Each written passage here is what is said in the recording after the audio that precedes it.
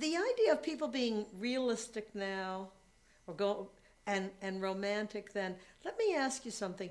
Do you think that that was why so many people had these disastrous marriages? I mean, Janet and I were kidding once with Debbie Reynolds. And she was saying, I don't know, I was working, I was going down every morning at 6 a.m. I didn't know what he was doing. I didn't know the money was all gone. And you hear that over and over again. Do you think it's because it was so much work? I mean, if you're making 3 pictures a year, how can you pay attention to anything else? I mean...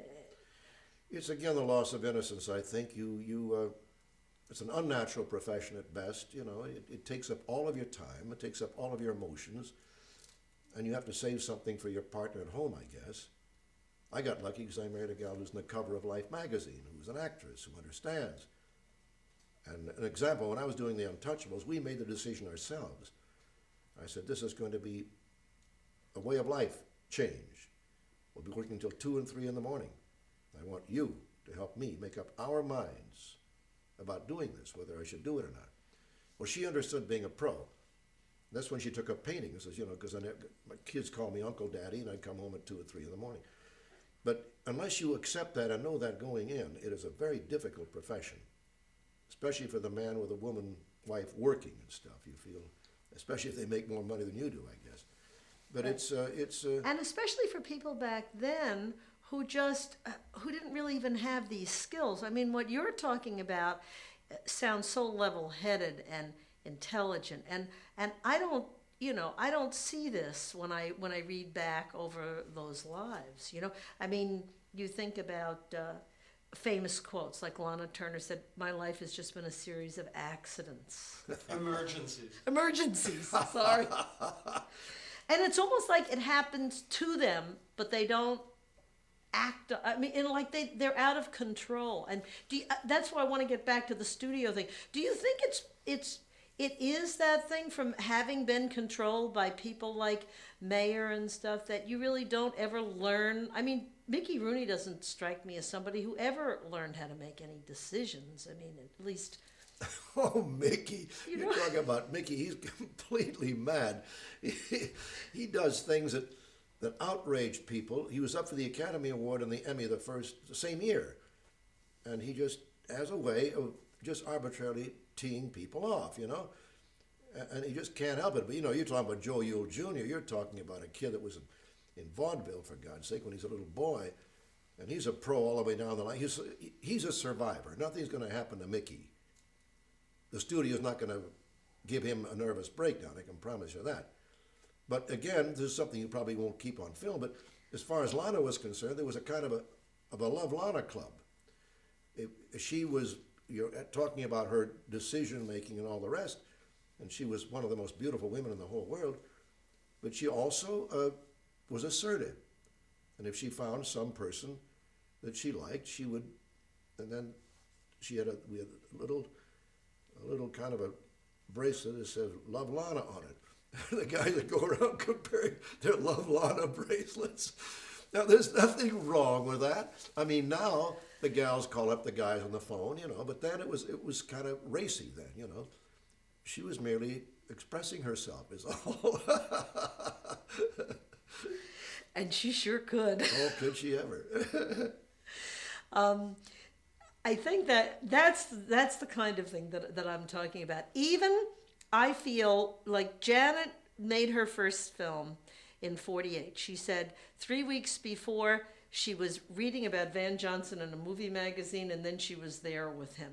But Janet, as compared to even people who were maybe 10 years before her, like compared to Ava and so, she seems incredibly level-headed, even at that young age, compared. Now, Lillian Burns said a very interesting thing. She said we would run the test, and the first criteria was if the camera loved them. If the camera loved them, what the camera... She said great things. She said people can say what they wanted to say about Rock Hudson, but the camera saw a leading man. Yes. With Mickey, she said he had more talent than anyone, but the camera saw a boy. Yeah. He was already a man, but the camera kept seeing a boy. So what she's talking about is that she saw Lana and she saw Ava, and Lana became Lana in the movies. Ava became Ava. She was tapping into what that was. Now it's not that way today because people go to school, they learn to become this. But can you talk about that? I mean, Gable was Gable. Howard Koch said when he had his first job at MGM as a second AD, they were all on location, and they were running late. They had all these extras and everything. And Gable had this thing with Louis Mayer. He never worked after 5 o'clock. So the director, it's this larger than life. You know, you hear people talk when. Sorry, I wasn't just shooting while you were talking. Okay. What is that? What was it? That presence.